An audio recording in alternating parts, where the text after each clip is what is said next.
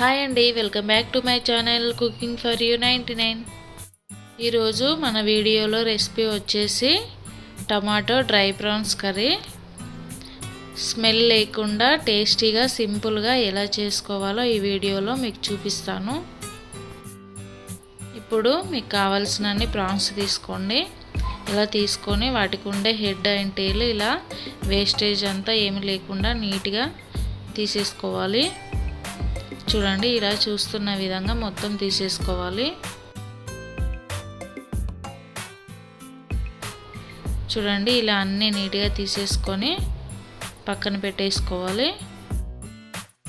ఇప్పుడు ఒక కడాయి తీసుకొని మనం ముందుగా క్లీన్ చేసి పెట్టుకున్న ప్రాన్స్ని యాడ్ చేసుకోవాలి. ఇలా మిక్స్ చేసుకుంటూ రోస్ట్ చేసుకోవాలి. ఇలా ఒక 3-4 మినిట్స్ వరకు ఫ్రై చేసుకోవాలి.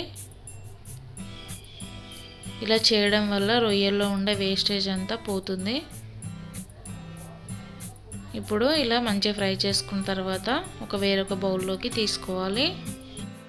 ఇప్పుడు వీటిని వాటర్లో ఒక 2-3 మినిట్స్ సోక్ చేసుకోవాలి. ఇలా 3 మినిట్స్ తర్వాత ఒక 2-3 టైమ్స్ వాటర్తో వాష్ చేసుకోవాలి. ఇప్పుడు అదే కడాయిలో ఒక 3 టేబుల్ స్పూన్ వరకు ఆయిల్ వేసుకోవాలి. ఆయిల్ కొంచెం హీట్ అయిన తర్వాత 1 టేబుల్ స్పూన్ జీలకర్ర వేసుకోవాలి. అలాగే ఒక 1/2 టేబుల్ స్పూన్ ఆవాలు వేసుకోవాలి. ఇవి కొంచెం ఫ్రై అయిన తర్వాత సన్నగా కట్ చేసి పెట్టుకున్న ఆనియన్ అండ్ గ్రీన్ చిల్లీ వేసుకోవాలి.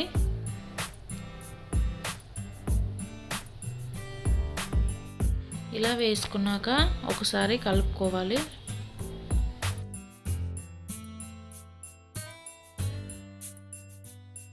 ఇలా కొంచెం ఫ్రై అయిన తర్వాత ఇందులో కొంచెం కరివేపాకు వేసుకోవాలి. అలాగే ఒక 1/2 tablespoon ginger garlic paste వేసుకోవాలి. ఇలా వేసుకొని ఒకసారి అంతా కలిసేలాగా కలుపుకోవాలి. ఇవి కొంచెం ఫ్రై అయిన తర్వాత 1/2 టేబుల్ స్పూన్ పసుపు వేసుకోవాలి.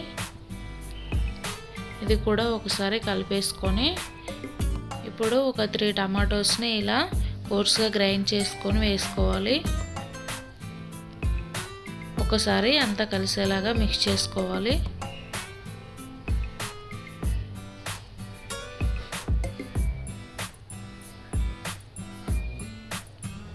చూడండి, ఇలా అంతా కలుపుకున్న తర్వాత మూత పెట్టి ఒక 2-3 నిమిషాల పాటు ఫ్రై చేసుకోవాలి. చూడండి, ఇలా ఆయిల్ పైకి తేలుతున్నప్పుడు క్లీన్ చేసి పెట్టుకున్న డ్రై ప్రాన్స్ని యాడ్ చేసుకోవాలి. ఇలా టమాటో అండ్ డ్రై ప్రాన్స్ అన్నీ కలిసేలాగా ఒకసారి కలుపుకోవాలి.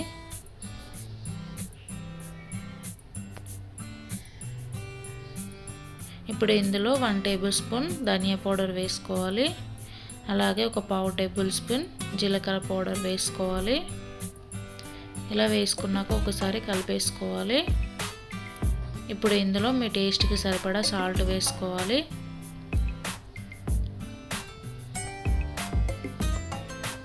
అలాగే ఒక 1.5 టేబుల్ స్పూన్ వరకు రెడ్ చిల్లీ పౌడర్ వేసుకోండి. ఇలా వేసుకున్నాక ఒకసారి మసాలా అంతా కలిసేలాగా కలుపుకోవాలి. ఇప్పుడు మూత పెట్టి మరొక 2-3 నిమిషాల పాటు ఫ్రై చేసుకోవాలి. ఇలా మధ్య మధ్యలో కలుపుకుంటూ ఫ్రై చేసుకోవాలి. ఇప్పుడు ఇందులో ఒక 1/2 కప్ వరకు వాటర్ వేసుకోవాలి. ఇలా వేసుకొని ఒకసారి కలుపుకోవాలి. ఇప్పుడు ఇందులో కొంచెం కొత్తిమీర వేసుకొని ఫ్రై చేసుకోవాలి.